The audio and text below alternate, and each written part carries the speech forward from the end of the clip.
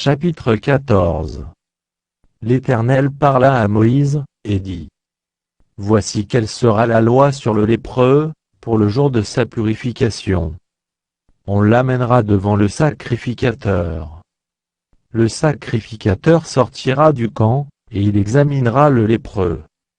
Si le lépreux est guéri de la plaie de la lèpre, le sacrificateur ordonnera que l'on prenne, pour celui qui doit être purifié, 2 oiseaux vivants et purs, du bois de cèdre, du cramoisi et de l'hysope. Le sacrificateur ordonnera qu'on égorge l'un des oiseaux sur un vase de terre, sur de l'eau vive.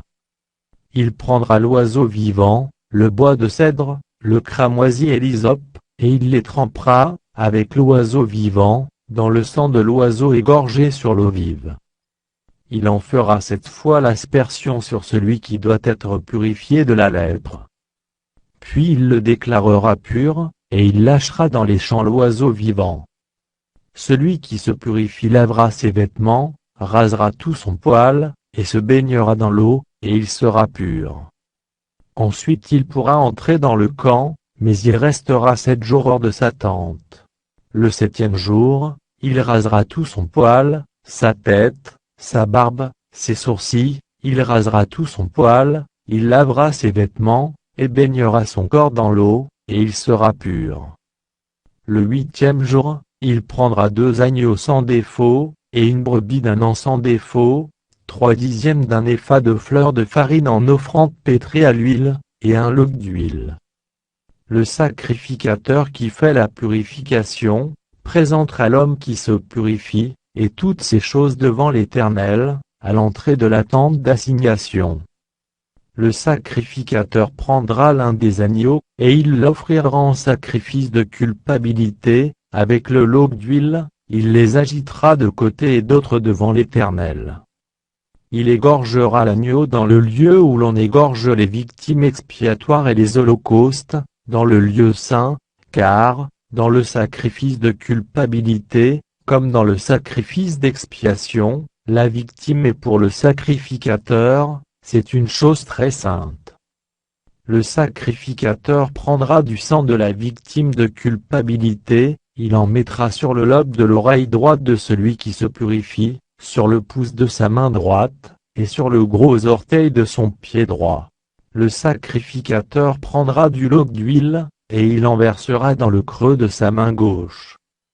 Le sacrificateur trempera le doigt de sa main droite dans l'huile qui est dans le creux de sa main gauche, et il fera avec le doigt cette fois, l'aspersion de l'huile devant l'Éternel. Le sacrificateur mettra de l'huile qui lui reste dans la main sur le lobe de l'oreille droite de celui qui se purifie, sur le pouce de sa main droite, et sur le gros orteil de son pied droit, par-dessus le sang de la victime de culpabilité. Le sacrificateur mettra ce qui lui reste d'huile dans la main sur la tête de celui qui se purifie, et le sacrificateur fera pour lui l'expiation devant l'Éternel.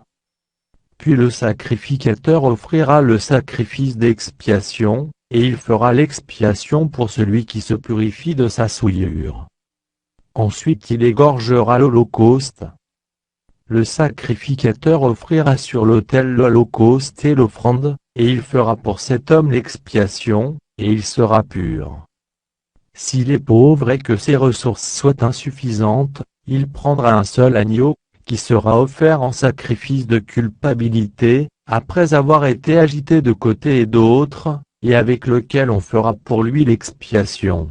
Il prendra un seul 10e de fleur de farine pétrie à l'huile pour l'offrande, et un log d'huile. Il prendra aussi 2 tourterelles ou 2 jeunes pigeons, selon ses ressources, l'un pour le sacrifice d'expiation, l'autre pour l'holocauste. Le 8e jour, il apportera pour sa purification, toutes ces choses au sacrificateur, à l'entrée de la tente d'assignation, devant l'Éternel. Le sacrificateur prendra l'agneau pour le sacrifice de culpabilité, et le log d'huile, et il les agitera de côté, et d'autre devant l'Éternel. Il égorgera l'agneau du sacrifice de culpabilité. Le sacrificateur prendra du sang de la victime de culpabilité, Il en mettra sur le lobe de l'oreille droite de celui qui se purifie, sur le pouce de sa main droite, et sur le gros orteil de son pied droit. Le sacrificateur versera de l'huile dans le creux de sa main gauche. Le sacrificateur fera avec le doigt de sa main droite 7 fois l'aspersion de l'huile qui est dans sa main gauche, devant l'Éternel. Le sacrificateur mettra de l'huile qui est dans sa main sur le lobe de l'oreille droite de celui qui se purifie, sur le pouce de sa main droite, et sur le gros orteil de son pied droit, à la place où il a mis du sang de la victime de culpabilité. Le sacrificateur mettra ce qui lui reste d'huile dans la main sur la tête de celui qui se purifie, afin de faire pour lui l'expiation devant l'Éternel. Puis il offrira l'une des tourterelles, ou l'un des jeunes pigeons qu'il a pu se procurer.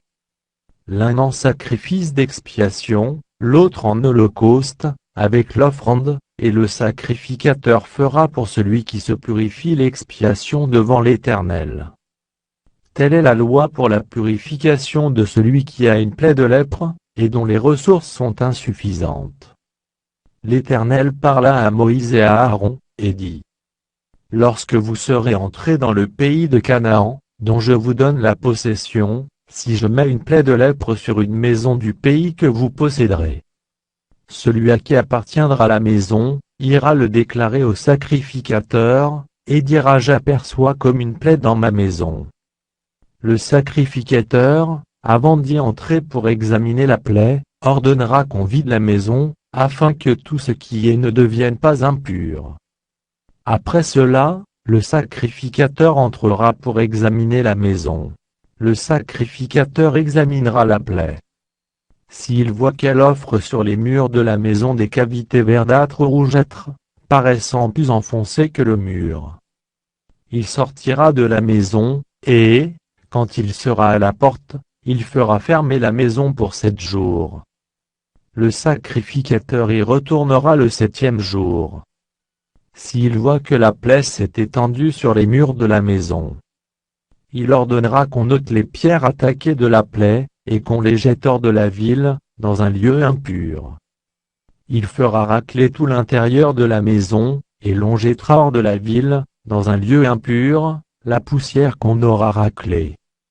On prendra d'autres pierres, que l'on mettra à la place des premières, et l'on prendra d'autres mortiers, pour recrépir la maison. Si la plaie revient et fait éruption dans la maison, après qu'on a ôté les pierres, raclé et recrépi la maison, le sacrificateur y retournera. S'il voit que la plaie s'est étendue dans la maison, c'est une lèpre invétérée dans la maison et elle est impure. On abattra la maison, les pierres, le bois, et tout le mortier de la maison, et l'on portera ces choses hors de la ville dans un lieu impur. Celui qui sera entré dans la maison pendant tout le temps qu'elle était fermée sera impur jusqu'au soir. Celui qui aura couché dans la maison lavera ses vêtements. Celui qui aura mangé dans la maison lavera aussi ses vêtements. Si le sacrificateur, qui est retourné dans la maison, voit que la plaie ne s'est pas étendue, après que la maison a été recrépie, il déclarera la maison pure, car la plaie est guérie. Il prendra, pour purifier la maison, 2 oiseaux, du bois de cèdre, du cramoisi et de l'hysope. Il égorgera l'un des oiseaux sur un vase de terre, sur de l'eau vive. Il prendra le bois de cèdre, l'hysope, le cramoisi et l'oiseau vivant, il les trempera dans le sang de l'oiseau égorgé et dans l'eau vive, et il en fera 7 fois l'aspersion sur la maison. Il purifiera la maison avec le sang de l'oiseau, avec de l'eau vive, avec l'oiseau vivant, avec le bois de cèdre, l'hysope et le cramoisi. Il lâchera l'oiseau vivant hors de la ville, dans les champs. C'est ainsi qu'il fera pour la maison l'expiation, et elle sera pure. Telle est la loi pour toute plaie de lèpre et pour la teigne. Pour la lèpre des vêtements et des maisons. Pour les tumeurs, les dartres et les taches. Elle enseigne quand une chose est impure, et quand elle est pure. Telle est la loi sur la lèpre.